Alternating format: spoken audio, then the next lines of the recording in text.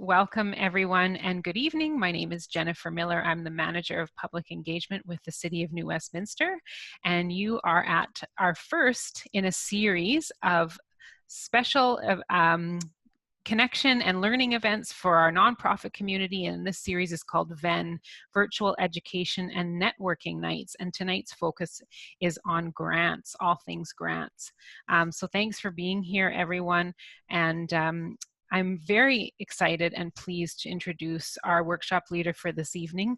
Chelsea McPeake Carlson has worked for over 20 years in arts management and theatre production for companies such as the Vancouver Playhouse Theatre Company for 11 years, Royal City Musical Theatre for 7 years, and also some freelance gigs.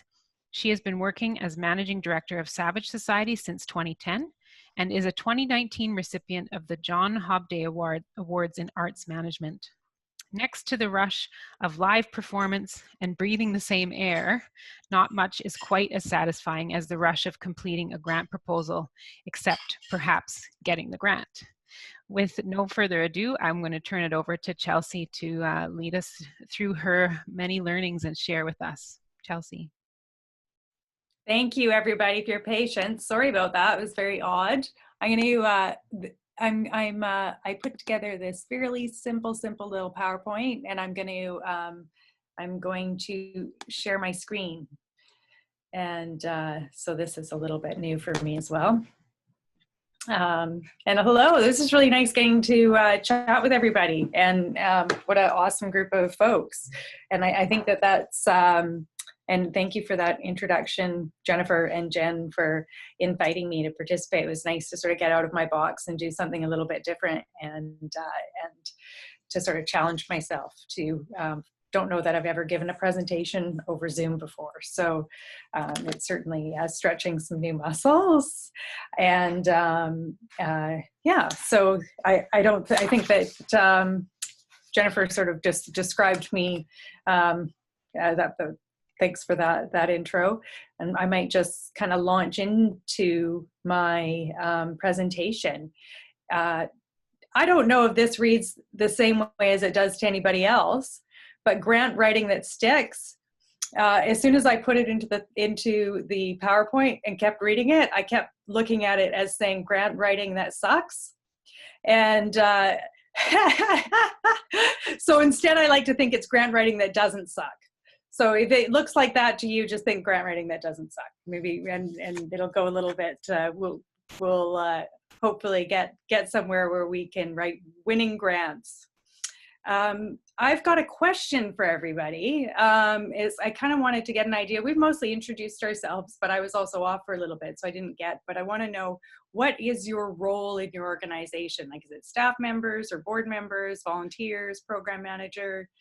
Just to kind of get an idea of who's all here tonight. And Jennifer is going to launch a poll in 1 second so that you can click on your screen. The poll is up and live. I think maybe the hosts can't see it. So oh, okay, good. but people are answering it. So, and in a moment I'll share the results, and I think then at that point you should be able to see it as the host. Okay, good. So I don't get to vote on it? Oh man, rip off. No, darn. Okay, everybody. It looks like everybody's answered, so I'm going to go ahead and share the results. Can you see that now, Jen and Chelsea? Yeah, I can see it. This okay. is fantastic. This Great. is really great. It's really it's good to be able to see that. Yeah, we've got quite a mix. Yeah, we've got quite a mix. And president, so I guess we've got both board and staff, and different levels of staff and contractors. It's excellent. I'm going to start by sort of sharing a story back that was probably more than 15 years ago. When I was working at the Vancouver Playhouse, and I was pursuing a grant for funding for a project which kind of eventually led to the path that I'm currently on, which was, oh, hey, I can share these results. Here we go. And that was can I exit out of this? There we go. And that was a play called Where the Blood Mixes, which was written by Naklakma playwright Kevin Loring, who's also the artistic director of Savage Society. And he was the playwright in residence at the Vancouver Playhouse when he was working on that play and developing it into a full production from a solo show that he had started at Studio 58. And we were pursuing funding for it and going to put on a production, starting with a workshop production. And at this point, it was going to be a workshop production that was going to have a tour within BC. And we put together a grant proposal for a fair chunk of money. I mean, the details of which are lost on me now. But we'd spend a lot of time together with the artistic director of the Vancouver Playhouse, Glynis Lation, on this grant. And she was away that day that it was due. And it was funny because it was more than 15 years ago. And this particular grant was one that we were submitting. I had to submit like over email, which I think was practically unheard of. Like I was still submitting hard copies of grants as recently as, January or February. I mean, COVID has made a big difference for that, but back then it really wasn't all that common. But it was to be submitted, over email or some digital format. And it was the due date, and it was due at 4:00 that afternoon. And we were done. We were done. It was ready, but I really felt like I needed to continue to tweak it.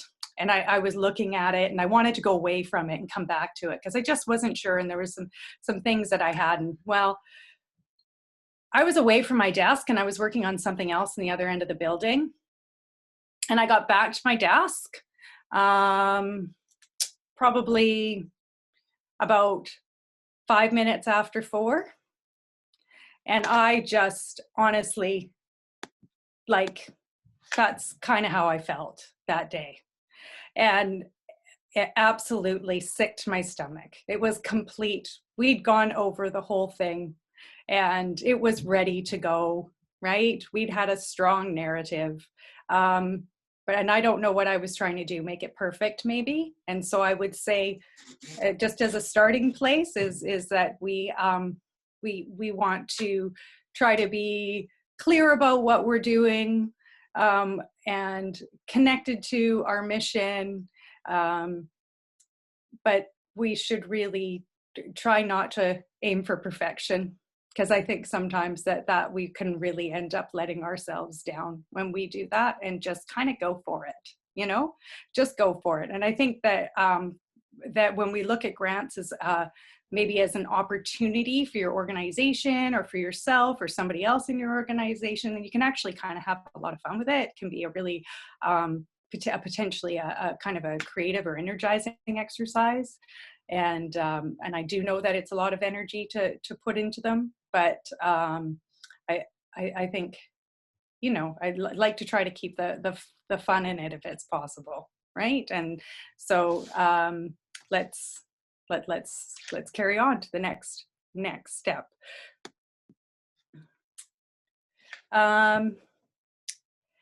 Preparing your package. I think that this is actually a good thing to do, whether you've got a grant on the table or not, is figuring out and being really clear on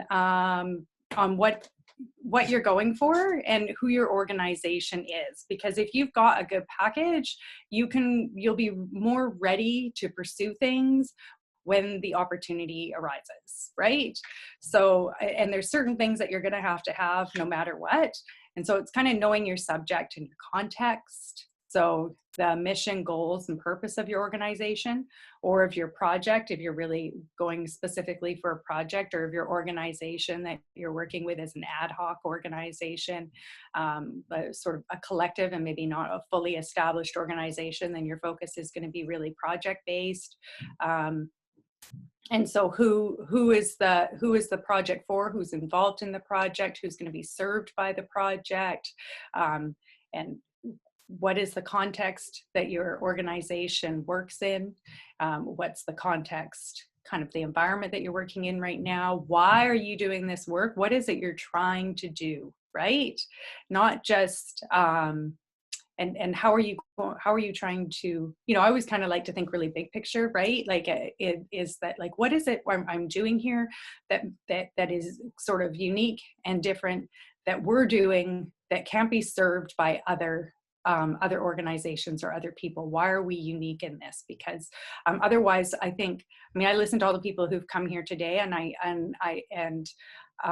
think we're all part of like an ecology of working together, and rather, because of course we often end up in the same funding pools, but I think having a perspective of collaboration and sharing, and less so of competition. And well, of course, the funding sets you up for that, but I think that if you really know what it is you're going for and why you're going for it, then you can be really clear and strong on your mission and your statements, right? And that you're not just kind of going for it for the sake of going for it, or, oh, because I need the money, right? It's there's a bigger purpose out there, right? There's a bigger purpose. How are we changing the world ultimately, right? And what is it we're going to do that? And how do we do that? And so, you know, I think that you're going to need your mission and your mandate. That's part of your organization. I think it's nice to be able to try to commit those to memory and be able to put those out there and have these documents just like right at hand, like to keep a Google folder or something like that, to have that. And your history, that's something that's obviously going to continue changing, right? You're going to continue to add to it your body of work as the organization goes on and how it's developed. And I think what's always interesting is to kind of think about the creation story of your organization, because quite often in there is the heart of what you're doing, and there might be some continuance from that, or a place from which the organization is moving through time. And your leadership team, ultimately, you're always going to be asked usually to say who's at the helm of the organization. They want to know, and if you're doing a specific project, they want to know who the team members are who are going to be on that project. And I think that probably works across sectors, although some perspective there too. Some of you have other experiences that I don't have, because I'm coming primarily from an arts background. And as well, you're going to need your board of directors and your staff list. And I think that this is the kind of stuff, I know, I don't know if we still have Lily with us, but she was asking about what, you know, how do they know that you're a good candidate? And I think that, you know, your board of directors isn't just there to kind of check a box. I think that they should really be reflective of the mission, the mandate, and the values of the organization, right? And so that combination of people kind of make up the entire entity, and of course your staff team, right? And then these are all the things you're going to need.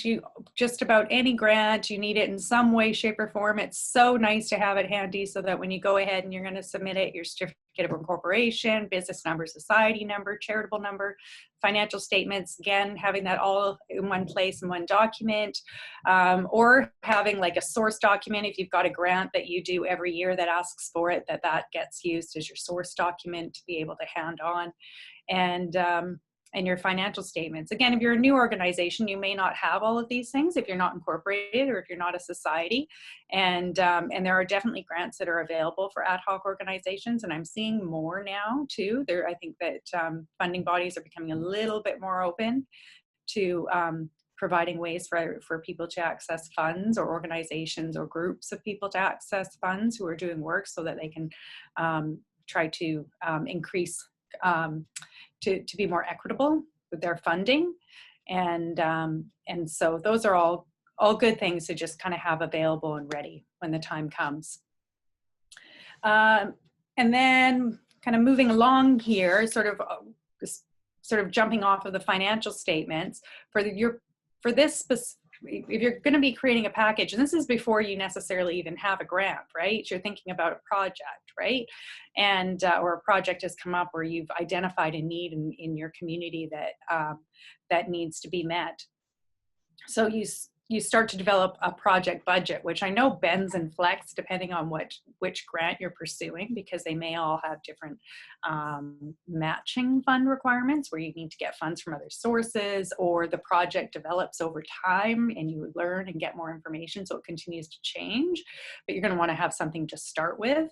And so you have some kind of sense of what it is you're looking for. It's really difficult to, you can identify grant opportunities, but it's really difficult to have a sense of how much you're looking for, or if you're even going to be able to attain it, and to know if it's a good fit. And I think sometimes, I know that's what I hear, right? Like, if you've got to be able to turn things over quickly, being able to kind of identify your budgets and having your budgets ready will help you, I guess, a little bit better to turn things over quickly. And then having the budget speak together with the project description and the description of the organization. And because those things all need to communicate to each other, because if you're sitting there on the other side of the table, if there's a jury or a granting officer who's looking at your project and they don't see because I think the budget tells the story as well as the project description does, right? Like, one is the written narrative and the other one is the numbers telling the story, right? And those things need to make sense to each other. So if you say that you're going to be doing certain things in your description, you need to make sure that is really clearly laid out in your budget, and that those things make sense to each other. Because if they don't, I think that is an opportunity for a funder to raise a flag. And I know there was something, I talked to an officer recently, and there was a really, it wasn't this exactly, but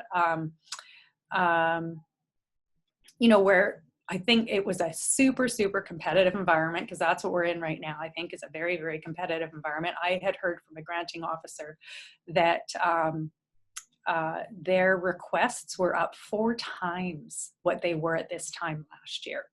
4 times what it was this time last year, right? Which, because of course the need is higher and earned revenue is lower overall. And I don't know if that's what everybody else is experiencing or not, but I think that a lot of organizations are probably experiencing that. And because of that, they're really, really drilling down on these details, right? And if there's somebody sitting there in a jury, they're gonna look at every single one of those criteria and points. So you want to make sure that all of these things kind of speak to each other. And my next question. This is not the one for the poll. This one's just for the chat. When you're writing a grant, I was take a minute to consider what your own strengths are. Are your strengths? Do you feel like your strengths are in attacking first the financials or the narrative, or are you somebody who's more likely to go for a timeline, like throwing together a project timeline and identifying things that way? Or are you somebody who's more likely to make your list and is more of a compiler collaborator? So I think it's important to kind of know what your strengths are. I'd be interested in seeing in the chat box what, I don't know if I can actually look in the chat box, to be honest, while I've got the screen sharing going on. You should see either a menu up at the top or the bottom. You might need to move your mouse up to the very top of your screen, and it might show you a little menu there. You should have a spot to click on chat and see. But I can also tell you. You tell me. Tell you what folks are saying. Arnold says narrative. Jen says, I feel really comfortable with the implementation and narrative. I'm terrible at budgets. Amanda S says financials. So different strengths areas for sure. Right. I've had the good benefit of working with artists who are very strong writers, which forced me to up my game on the financials so that I could be a good collaborator. and and that and the converse is true. I would say that that they were having to kind of figure out how to read financials so that they could so that those things could still communicate to each other, right? Because they can't operate in silos. Yeah. Jessica says collaborator / narrative. So thanks for that. Right. Yeah. I'm going to move on to my next slide. And, this is one way of doing it. I do understand that quite often you see a grant, you jump on the opportunity, and that's how you end up building your kind of portfolio of documents or your package, right? But I do think that there's sometimes, if you can ever carve out some time or a little bit of downtime, put together packages, that it can help when the time comes. And so researching opportunities, different types of grants, whether they're government grants, foundations, or corporate, which is, a lot of people look at that as more of fundraising, but a lot of corporate, these days there are sort of granting opportunities through different businesses where they give them out more as grants, or through their foundation programs as well. And so those are sort of some of the places that you can start looking. And with the government grants, obviously, you are going to look at your different levels of government. Obviously, the City of New Westminster here, or the province, and federal grants. And with most of those, you can actually just go straight to the government website and do a search. And I think that if you start somewhere and phone one of the departments, that you'll often, that might lead you somewhere else, right? I really encourage people to try really hard to find a phone number and pick up the phone and talk to people. Because I think that we spend a lot of time behind a screen these days, and it's sure nice to hear a voice and be able to talk to somebody. My experience is, obviously, it's a little bit tougher these days. Like, you do sometimes have to send an email and ask for a phone call because people are working at home. But I think that getting the opportunity, if you can get anybody on the other end of the phone, that it's absolutely the best. Because if you can get a good funding officer, the funding officers will they'll often lead you to other opportunities, right? Or you can just flat out ask them, do you have any ideas? Do you have any suggestions for me? And not all funding officers are going to be really giving with information, but some are, and it's definitely worth it to ask and establish those relationships. This is just a few, just very few little places where you can go. To Charity Village is a really good website that's got some information. I heard Lily talk earlier. I put local professional association example, the New Westminster Arts Council, but your professional association within your sector. Although I actually would say that if you're looking to broaden your scope, that actually talking to professional associations that aren't in your sector is also really interesting, because there may be intersections, right, between different sectors. And I think we get really siloed, and it's a good opportunity to be able to talk to other industries, right? Like you talked about the BC Association of Farmers Market, I think Lily did. And so that would be one good place. Most organizations that are registered not-for-profits will be, or a lot of organizations that are registered not-for-profits will be able to apply for a BC Community Gaming Grant. And they always offer funding information sessions. In fact, most agencies will offer, or there will be, your professional association will offer funding information sessions, so that if there's a grant coming up and they're going to do an info session, really try to jump on it and jump on that opportunity to take the info session. And if you can't take it, try to copy down the name and number of the person who, or email address of the person who's offering it, and get in touch with them.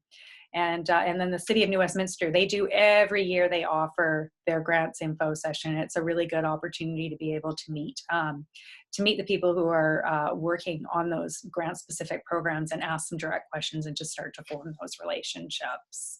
So encourage you to do that. I've got another question. Oh, what industries are represented here tonight? So like I work in arts and culture, they're environmental, not-for-profit, social service agencies, animal welfare. All right, I've got the poll up on the screen for everybody.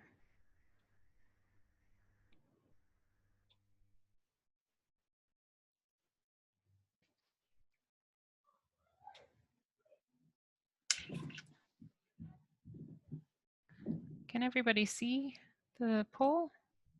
Oh, we've got a couple of, yeah, I see there's some other responses coming in.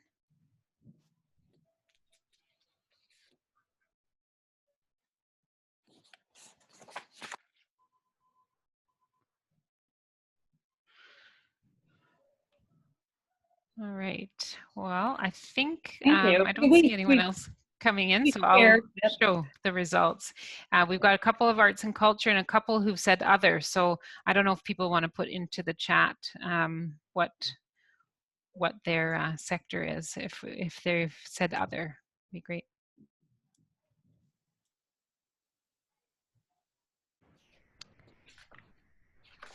Arnold says local economy, and Amanda S says housing, business services. Oh, okay. Oh. And Blaine also says housing. Let's got a couple of housing providers here.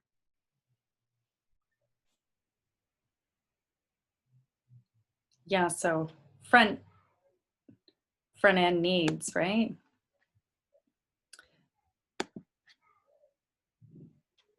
There we go. Those results are up there on the screen. Yes. Hey.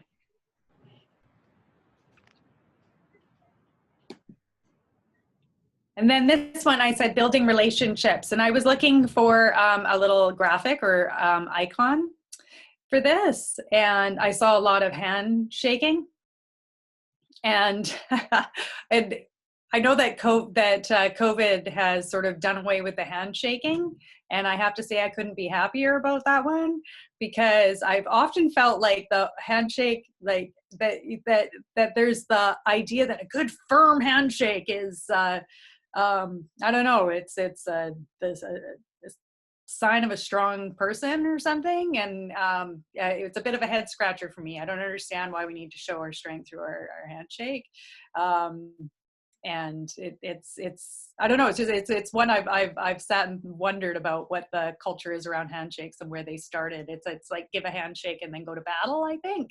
And so instead I really liked this one because it's a heart and the various pieces of the puzzle, right? And so, and with one of those puzzle pieces gone, it's not complete, right? And I think it's our relationships. And I mean, this is so nice to be here tonight and connecting with all of you who are, working in purpose-driven industries. And because I think that, it's those relationships that we make with other organizations, and it's also the relationships that we make with our funders that are really key. And I think that if we look at our funders not as just like they've got goals, and often their goals are the same as our goals. We just go about it. They give us money so that we can reach those goals, but we need each other, right? And it's not a us and them kind of situation, right? And I think that it can be collaborative and it can be really positive, but I think that you've got to invest the time. And I think that having a relationship with your funder, and I realize that it is not always possible, because there are sometimes I feel like I have tried for years to build relationships with certain funders and it's just not there. It's just not how they operate. But when it does, it's really fantastic, because I think that the officer can really, I know that it's often up to a jury, or every funder or every sector is probably a little bit different in how they make their decisions, whether or not it's made at a staff level or if it's made at a jury level. But I think that those officers are there to be able to try to help support you to to come up with the best narrative, right? If they've got if they've got the best applications possible, then they've got a really good opportunity to draw on. So I think rather than sort of fighting against what they have to say, it's good to listen to what they say and incorporate that into your grant, and also be able to listen to the fact that maybe your organization and maybe your project just isn't a good fit.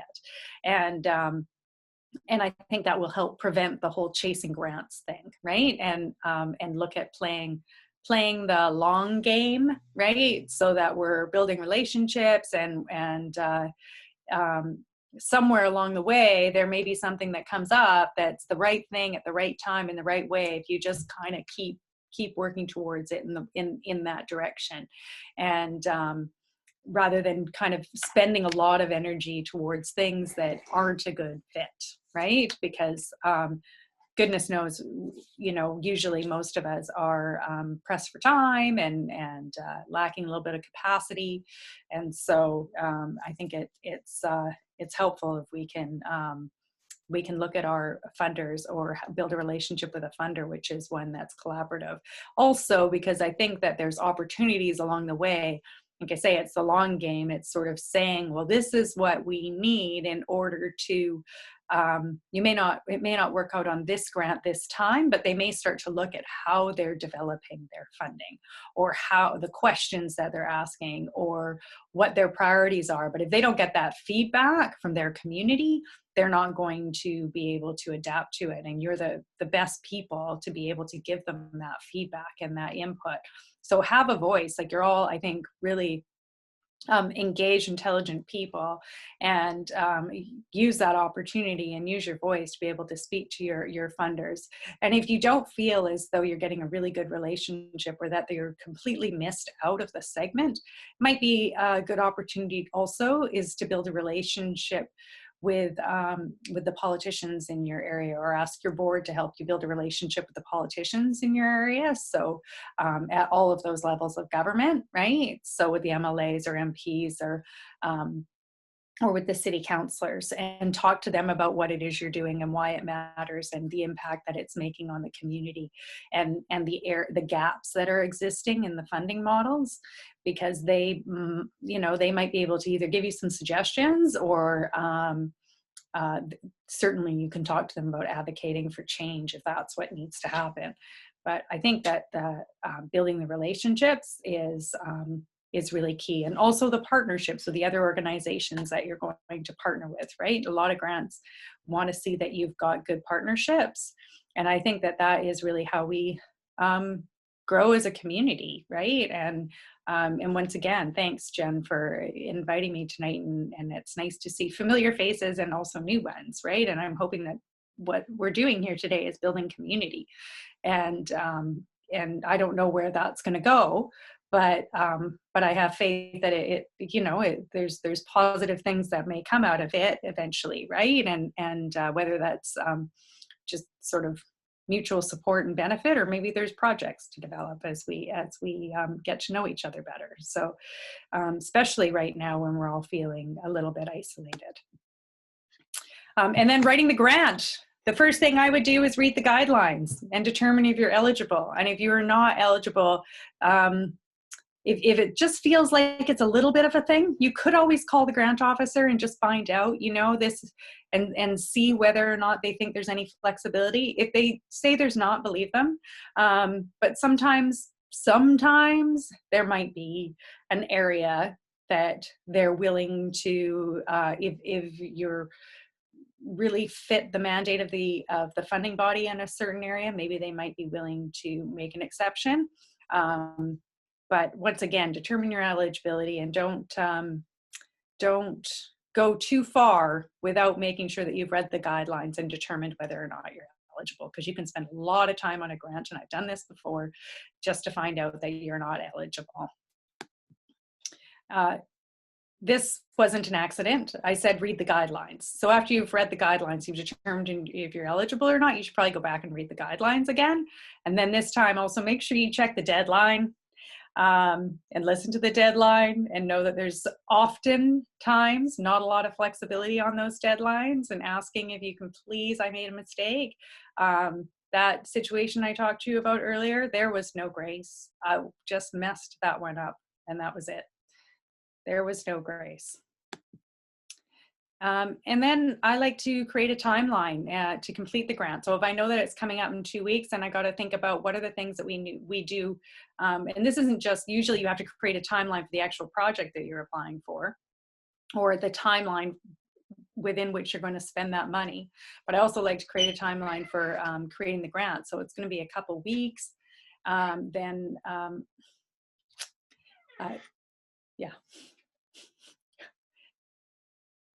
Sorry, got an interruption there. You know, it's going to be a couple of weeks. Break it out into chunks. How much are you going to complete every day, or what are you going to focus on throughout all of it? And look again and see what your deadline is, so that you know that you've got enough time between then to work it out. And what attachments are required? Are there any letters of support? Ask for those early. So if you've got anybody that you're partnering with, or who's just going to write you a letter of support because they are there to say, you know, as sort of an attestation to say that, yes, this organization does good work in the community, you want to make sure that you give them time. And if there's anybody here that I've asked for a letter of support for, and it's on the same day, they will know that I don't always do that. But I think the best advice is ask for them early. And because the other reason is that I think that it can actually sometimes make an impact in terms of the direction you're going on the grant, especially if it's a partnership, right? And so I think that's this is something that I have started to, when I identify a grant, is start to look and say, do I need any letters of support, and try to do that right at the beginning now, so that I can give ample time for that kind of stuff to come in. And read the guidelines again. And I'm going to keep saying this, right? But I think every time you read the guidelines, you usually find something else in there that that will give you a bit more information about what it is you're going for, and how you're going to put together your project. And when you finish writing it all, you make sure that you proofread and double check and go back to the guidelines and make sure that you've managed to fit all of the. I'm gonna just.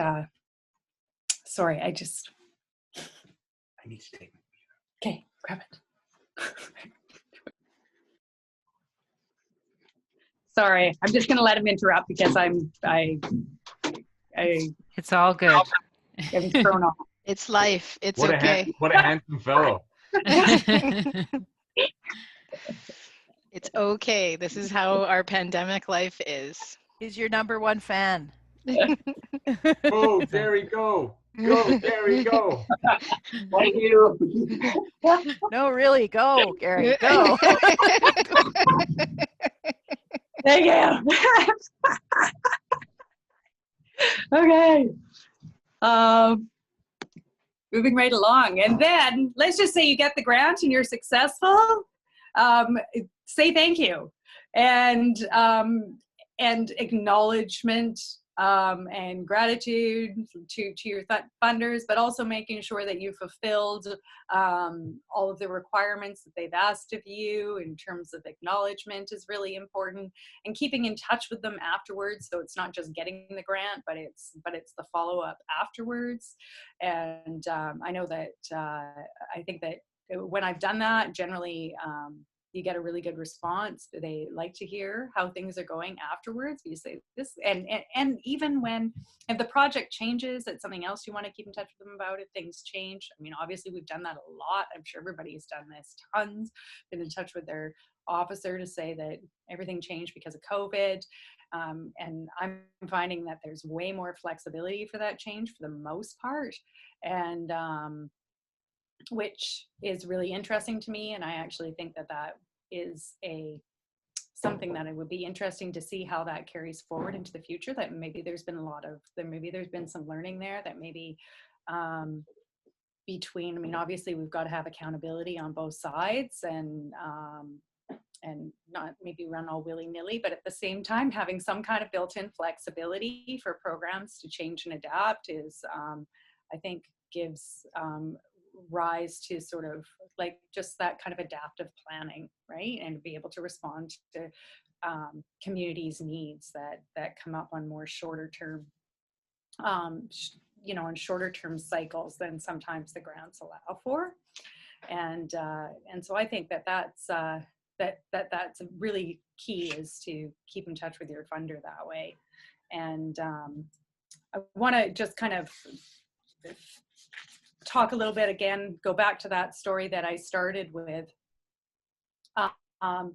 Fortunately, that grant came up again, and it was, you know, 9 months later. It was, I don't think it was a full year, but the grant opportunity came up again.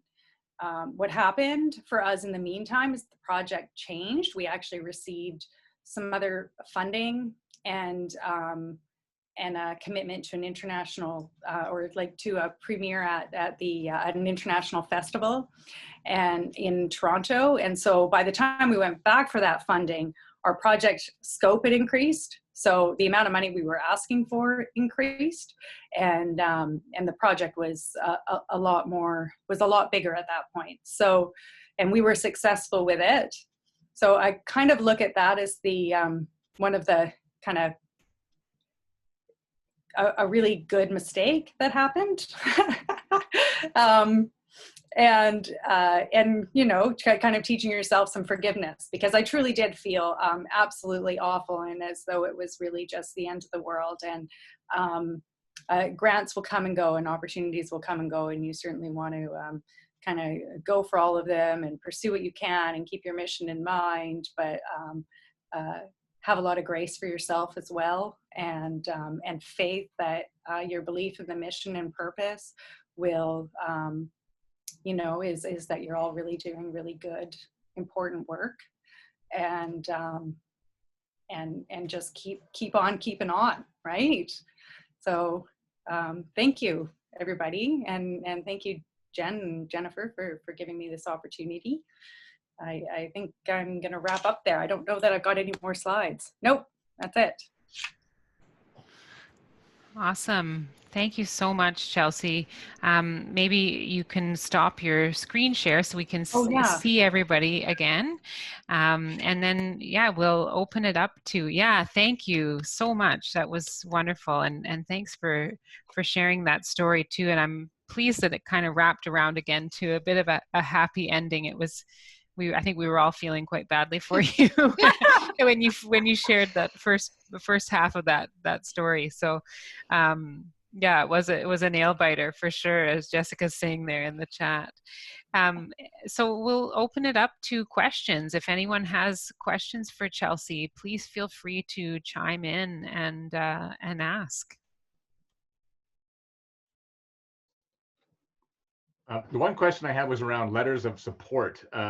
Do you recommend actually getting like sort of generic letters of support, or do you also want to have letters of support for specific, like you just like you do a good job for someone, you're like, hey, you want to give me a letter of support? Like I'm just curious whether you do both of those. Oh, that's a good question, actually. And I think maybe both are good. I think in the ideal situation, you really want something that's very specific on that project and completely timely. The other thing is that if you're going to be pursuing a program or a project, I use project a lot because that's what we do a lot in what I'm doing, but often it's programming, I think, depending on the sector you're in, is that if you're going to be applying for that a number of times to a number of different sources over a period of time, it's nice to have a letter that can be easily adapted, just updated to address to a different funder and a different date.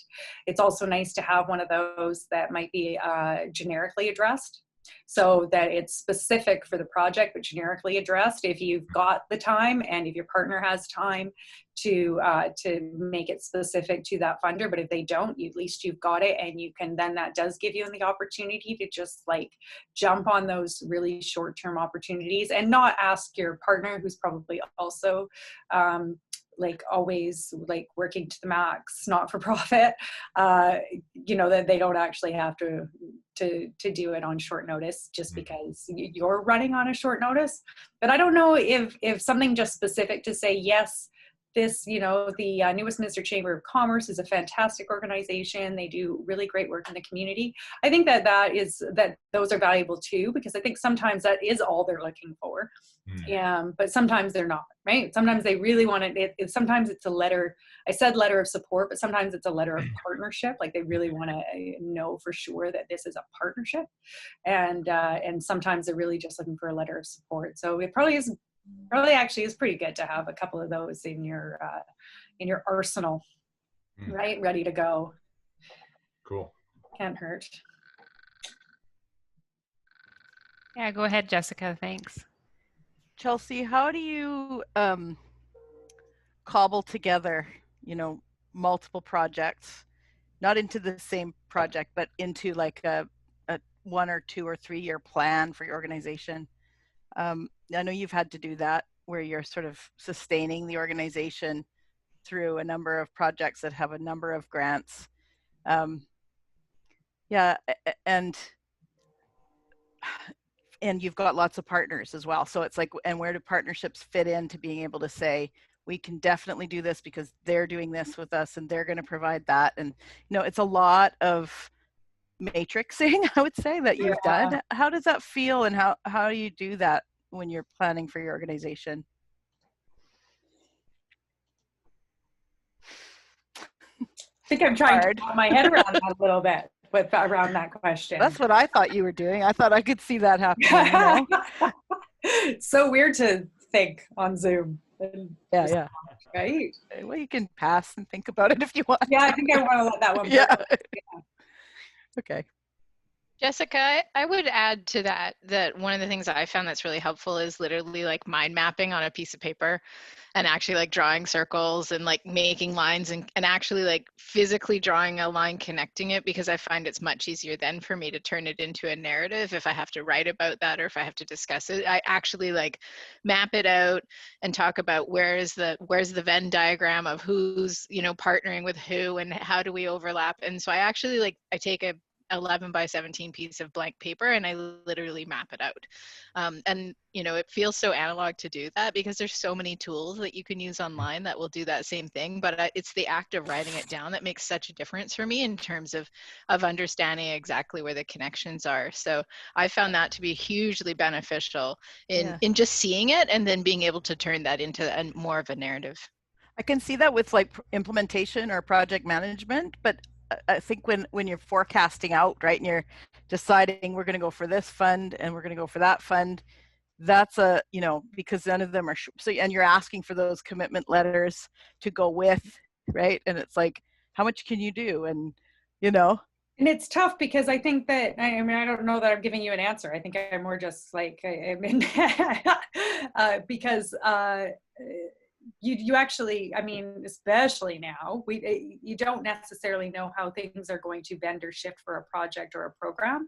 And so how much do you kind of ask for from a partner in terms of a commitment that might be, you know, like that might just change, right? Yeah, sometimes it's simple when I'm thinking about, oh, well, we're going to put on a show and we're being presented by an organization and they're going to give us a fee for that, right? And then we get a letter of commitment for it, right? And yes, that project might change, but when it's not quite that straightforward. well, yeah, I think like I've just witnessed with Savage Society, you know, going from 4 projects a year to like 5, 6 projects a year, and then to becoming like a sustained organization with other staff other than just you and Kevin.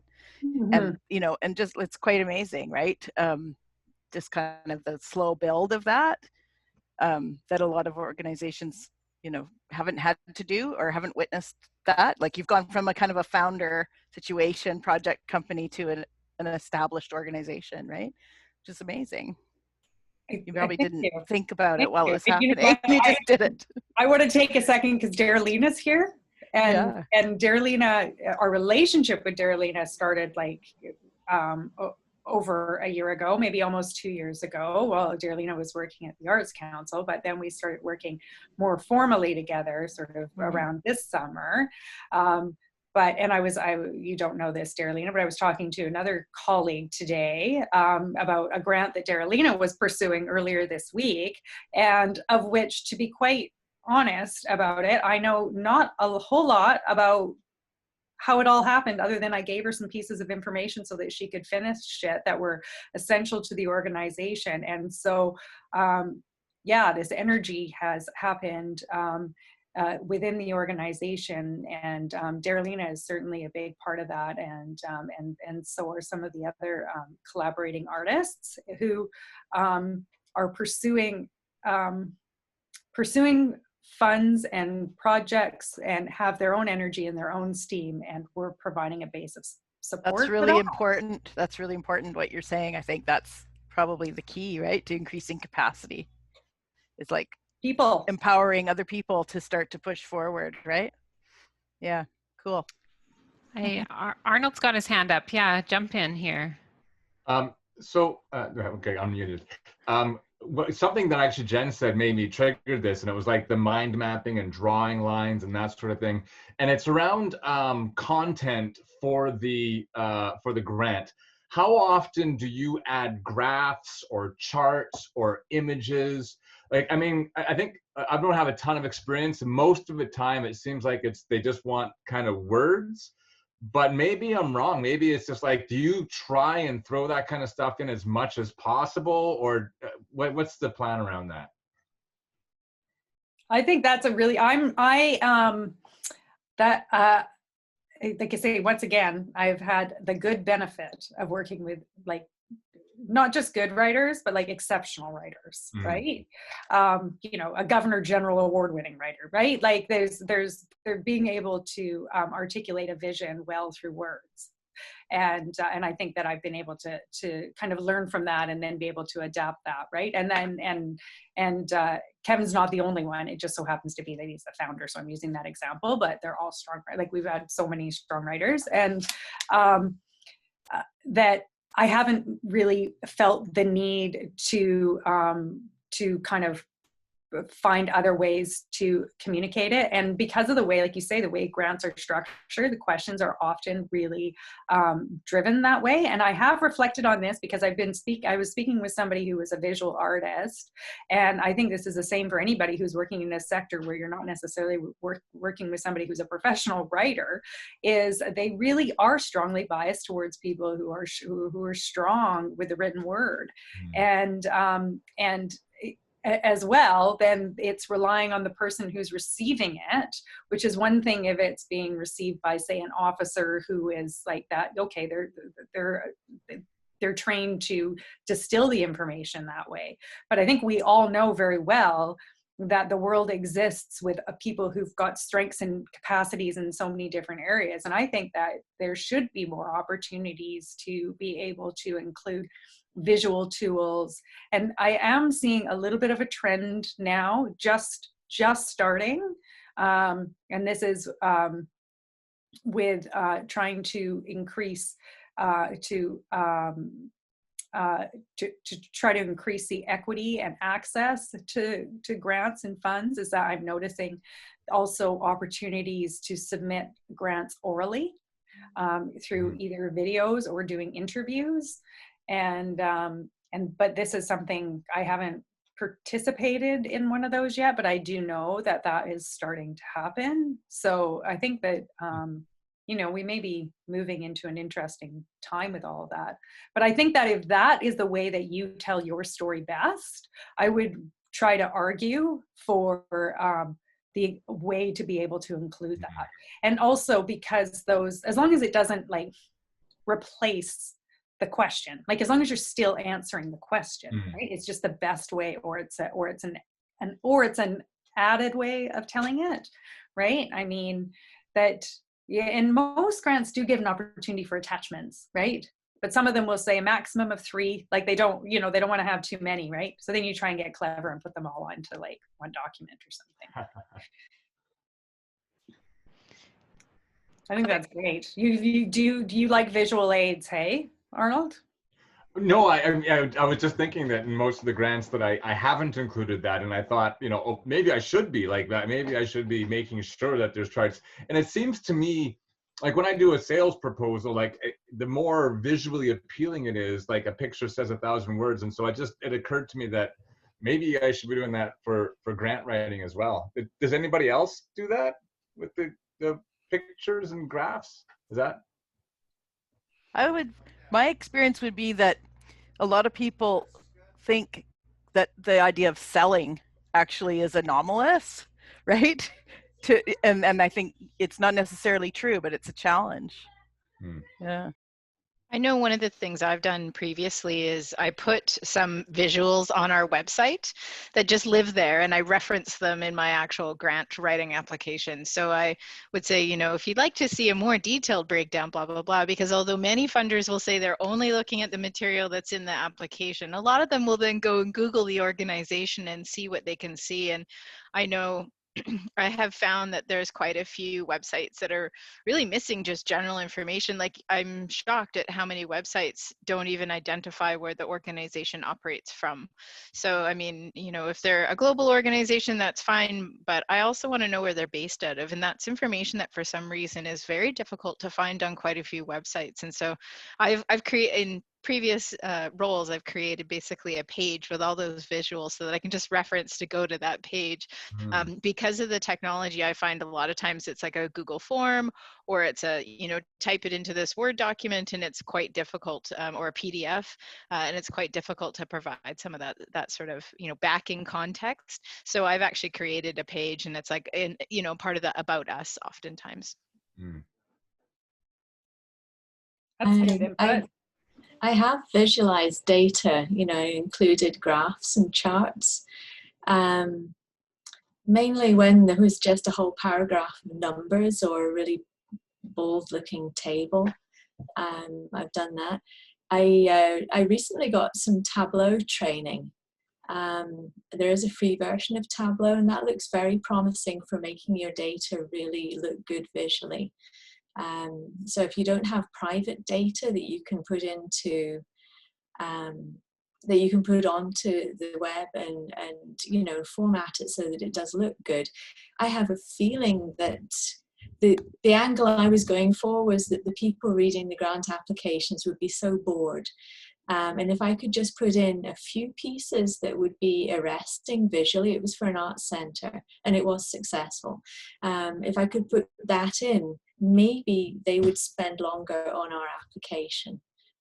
So I used all the document design stuff, Jen, you know, white space and, you know, headers and things like that. But I also added in the colourful visuals. So, and, you know, pictures of the arts centre, basically. Awesome. Other questions for Chelsea?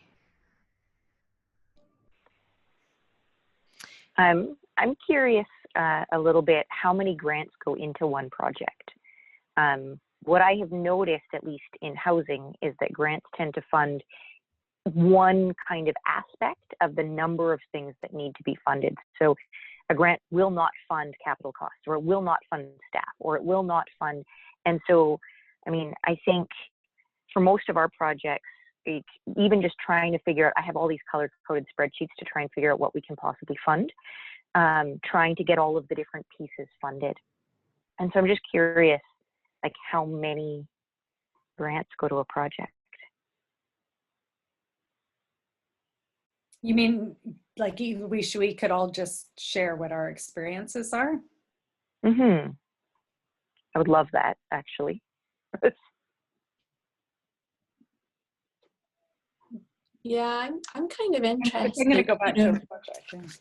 In thinking, you know, you can get grants for funding salaries, you can get grants for capital expenditure, you can get grants for equipment and the venue, the building, that kind of thing. But when you know, when a project is reliant on so many of these things coming together, how do you make that plain in a grant application? Like, if you don't give us this money, we cannot do this. You know, is there a polite but effective way of saying that, you know, you're applying for multiple grants, and really you need, you know, 2/3 of these grants to come through, otherwise you're just not going to get this thing off the ground?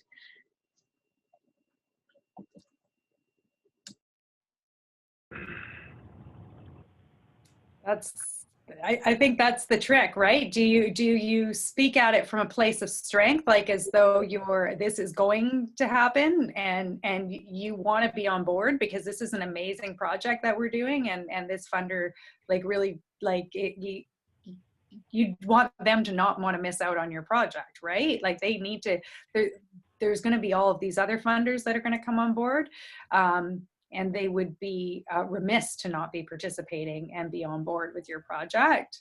You know, I think you're working in housing right now, or is Amanda's working in housing? Amanda, oh, there's two Amandas, that's why. Amanda's, yeah. No, I do mainly freelance, but I have done arts grant writing.